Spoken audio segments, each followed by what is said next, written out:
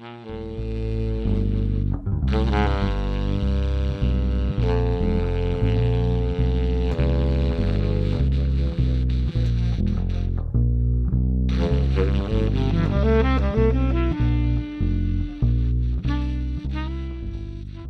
here.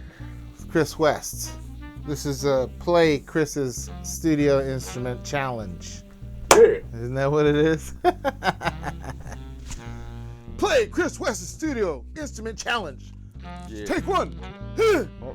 This is the game in which a musician comes in and picks up an instrument from Chris West's fine collection of instruments in his personal studio. Mm-hmm. And we make music. Is that how this works? That's how it's going to work for this episode or thing, whatever it's going to be. Whatever it is. So.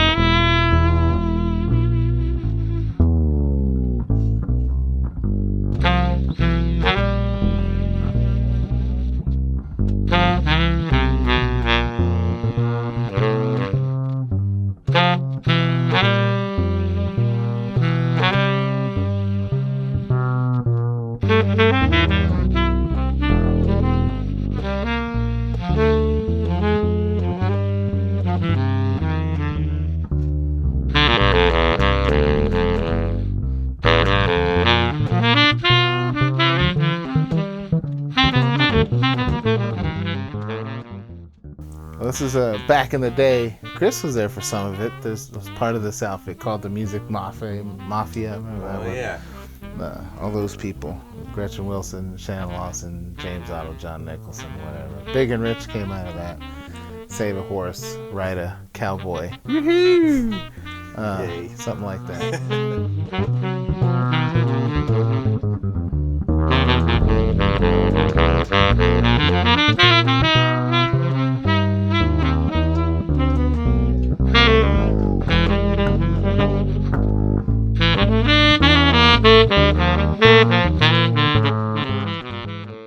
The Music Mafia had a video thing on CMT. It was one of the original reality shows that came out back in the day. So they took, our lives on the road or whatever, on the bus and gigs and stuff.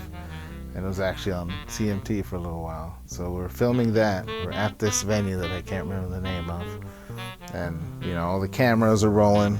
I had a Fender endorsement. It's Fender. Woo-hoo. Wow. So they're like, hey, that night was like, since, we're doing this on camera and it's going to be for TV. Well, of course, this is a big network and whatever. And they're looking at me like we're nobody, which is fine. But it was like, okay, you're going to be on camera.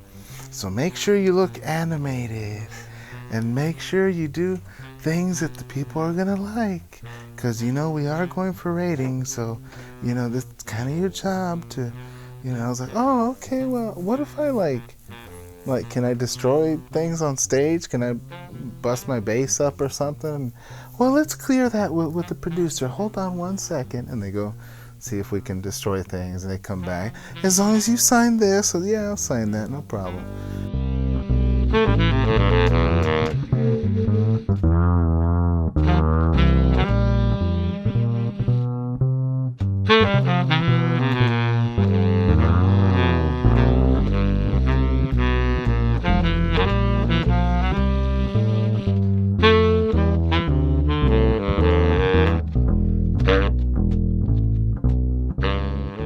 Come back and they're like, all right, yeah, we're cool, you can destroy, the Fender says it's cool. I say, great, can I have like 2 or 3 more? We're playing the set with John Nicholson, last song, we're going crazy and being animated throughout the set. I said, oh, this is the moment, this is what they want, so I better do my job. We play this song called Rock and Roll, and it's rocking and all this crazy stuff, and at the end I just grab the bass and roar, just roar, heave, roar, just going nuts, and I start salivating and shaking, and doing that, and the crowd is actually getting into it. I was like, all right, I'm doing my job. That's what they told me to do. It's really hard to break a bass when it's like an axe, like, you know, when it's like this, you're coming down flat.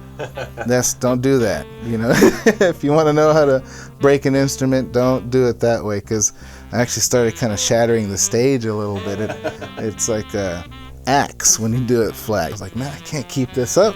No, there's 27 whacks. My face getting all red, salivating, and I saw the cameras getting closer and closer. And I heard somebody in the crowd, man, somebody said, like, turn it, turn it. I said, dang, wait.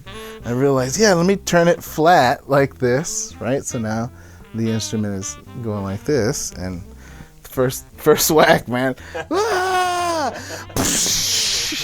It breaks right in half, right down the middle of the body, and I'm holding on to the, you know, strings. Things are going. I just kept whacking and pieces of wood all over the place. It's for TV. I'm just gonna go ahead and go there. So I kept, you know, whacking and whacking, and then I just dropped to the floor and I start convulsing. You know, start convulsing, and the strings are hanging on me. I pretend like I was getting shocked or something.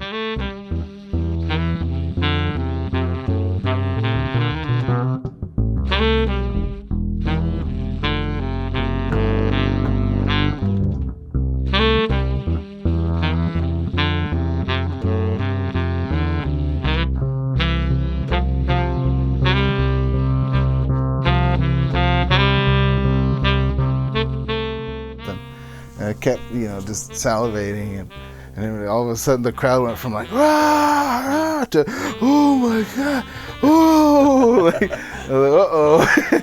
But I kept going, ah.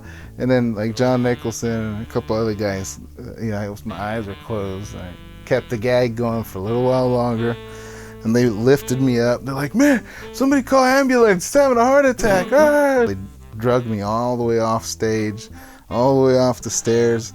And it wasn't until we got to the back, you know, backstage, that I felt, okay, the cameras aren't on me anymore. They didn't come back, so I could, you know, stop this whole thing now.